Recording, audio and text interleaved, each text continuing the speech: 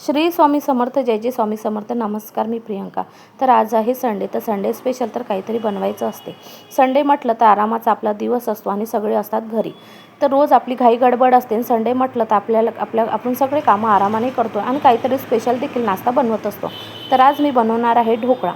तर या ठिकाणी 2 प्लेटमध्ये मी या ठिकाणी ढोकळा बनवून घेतलेला आहे आणि हा ढोकळा मी डाळ तांदळाचा बनवून घेतलेला आहे. तर याची जर तुम्हाला फुल रेसिपी हवी असेल तर तुम्ही मला कमेंट करून नक्की सांगू शकता.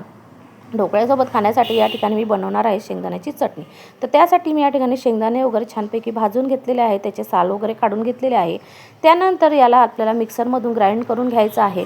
तर त्यासोबत मी ग्राइंड करताना त्यामध्ये मी मिरच्या घातलेल्या आहे भरपूर साऱ्या आणि सोबतच मी घेतलेलं आहे कोथिंबीर आणि थोडं पाणी टाकून याचं मी बनवून घेतलेलं आहे पेस्ट. तर या ठिकाणी आपली चटणी तयार झालेली आहे. त्यानंतर चटणीसाठी आपण या ठिकाणी तडका तयार करून घेऊया. तर तडक्यासाठी थोडं मी तेल तापवायला ठेवलं होतं, त्यामध्ये घातलेले आहे मोहरी, थोड्या मिरच्या. याला एक दोन मिनटे छान परतून घेतलेला आहे आणि हा जो तडका आहे तुम्ही चटणीवर टाकलेला आहे आणि थोडं मीठ टाकून याला व्यवस्थित मी फिरवून घेतलेलं आहे. ढोकळ्यासाठी चटणी आपली तयार झालेली आहे. त्यानंतर जे ढोकळे आहे ते आपल्या प्लेट आहे ढोकळ्याच्या, त्याला आपण ढोकळ्याला डिमोट करून घेऊया. आणि तुम्ही बघू शकता इझिली ढोकळा डिमोट झालेला आहे.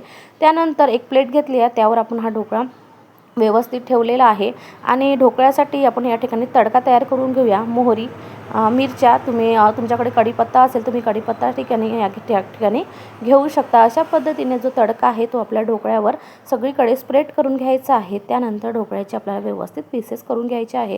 तर तुम्ही व्हिडिओमध्ये बघू शकता पीसेस करताना तुमच्या लक्षात आलेलं असेल की ढोकळा आपला किती मस्त या ठिकाणी फ्लफी आणि स्पंजी आपला ढोकळा या ठिकाणी तयार झालेला आहे. आणि पीसेस बघू शकता, पीसेसवरून तुमच्या लक्षात आलेलं असा बिलकुल मऊसूत ढोकळा तयार झालेला आहे आणि खायला देखील तितकं टेस्टी हा ढोकळा झालेला आहे.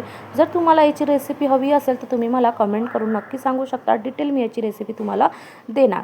तर भेटूया अशा नेक्स्ट व्हिडिओ बरोबर. तोपर्यंत श्री स्वामी समर्थ, जय जय स्वामी समर्थ.